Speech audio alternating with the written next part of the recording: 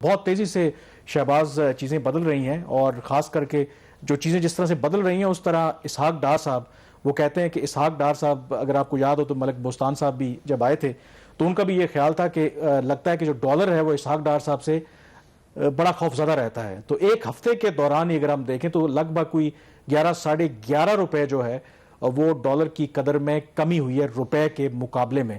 اور ابھی تو ڈار صاحب نے ایفیکٹولی کوئی سٹیپ لینا شروع بھی نہیں کیے، ڈالر مارکیٹ میں پھینکنا بھی نہیں شروع کیے.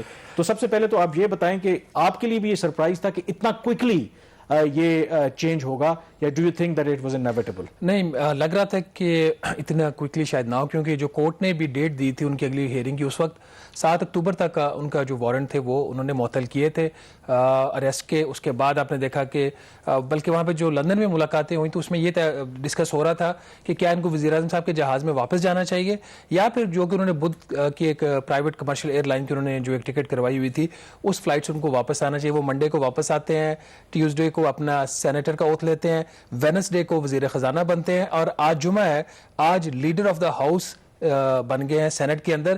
تو بڑی سپیڈ سے، جس سپیڈ سے ڈار صاحب کا زوال ہوا تھا اسی سپیڈ سے ان کا اب دوبارہ سے ویسے میں سوچتا ہوں کہ یہ جو مسلم لیگ نون والے ہیں، مطلب ظاہر ہے کہ ہمارے یہاں ماضی میں بھی رہا ہے کہ یہ کسی کی پیر کی دعا ہے یا پتہ نہیں کس سے یہ تعویذ لکھواتے ہیں.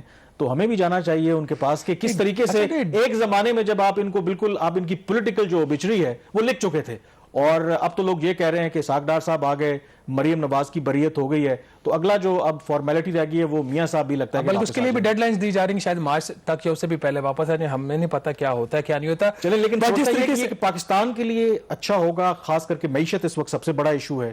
تو اب جو ڈار صاحب نے اپنی کچھ جو پرائیورٹیز ترجیحات ہیں وہ تو بڑی واضح کر دی، جو انیشل انہوں نے میرے خیال میں جو گفتگو کی، بلکہ ان کا بڑا ایونٹ فل یہ رہا ہے یہ ہفتہ ان کا. جب پچھلے جمعے کو وزیر خزانہ تھے مفتاح اسماعیل صاحب ناظرین، تو ڈالر کا جو پرائس تھی وہ 239 روپے 65 پیسے تھی. آج جب ہفتے کا اختتام ہوا ہے تو جو price state bank of Pakistan نے ڈالر کی دی ہے وہ 228 روپے 45 پیسے. ایک ہفتے کے اندر تقریباً 11 روپے اور یہ کوئی 20 پیسے کی ڈالر کی قدر میں کمی ہوئی ہے. جو ڈالر کی اڑان تھی وہ اب رک گئی ہے. اب امید یہ کی جا رہی ہے کہ یہ بڑی تیزی سے یہ آگے کی طرف بھی مزید اس کی جو پرائس ہے ڈالر کی وہ کمی ہوتی رہے گی. بات اب ہو رہی ہے کہ اگلے ہفتے شاید جب ہم بات کر رہے ہیں تو شاید 220 روپے سے بھی ڈالر کی قدر نیچے چلی جائے. اس کے بڑے پازیٹیو امپیکٹ ہوتے ہیں. سب سے بڑا جو امپیکٹ آئے گا وہ آپ کی مہنگائی جس طریقے سے بڑھ رہی تھی وہ کم ہوگی. آج جو سینسٹیو پرائس انڈیکس کا ڈیٹا ریلیز کیا ہے اس نے پاکستان بیورو اسٹیٹسٹکس نے، آلدو اس کا اس ڈالر کی پرائسنگ سے کوئی تعلق نہیں ہے ابھی، اس میں ابھی وقت لگے گا اس کا امپیکٹ آنے میں. جو ایس پی آئی بھی ہے ویکلی، وہ بھی اب اس کی جو شرح ہے جو 2 ہفتے پہلے 47% تھی وہ بھی کم ہو کر اب 30% کے قریب آ گئی ہے. اس کی ایک بہت بڑی وجہ یہ ہے کہ مارکیٹ کے اندر جو کھانے پینے کی اشیاء ہیں، خاص طور پر جو پیرشیبل فوڈ آئٹم جن کو بولا جاتا ہے، ان کی قیمتوں میں کافی کمی آئی ہے. تو کامران سٹارٹ بڑا پازیٹیو ہے، بٹ اس کے اندر کچھ پالیسی ایشوز بھی اب آ جائیں گے. پاکستان میں یہ نہیں ہوتا کہ حکومت تبدیل ہو تو پالیسیز تبدیل ہوتی ہیں. پاکستان میں ہوتا ہے وزیر خزانہ تبدیل ہو تو پالیسی تبدیل ہو جاتی ہے، اور وہ بھی ایک ایسا وزیر خزانہ جو پولیٹیکلی بھی اور ادروائز بھی بڑا پاورفل سمجھا جاتا ہے.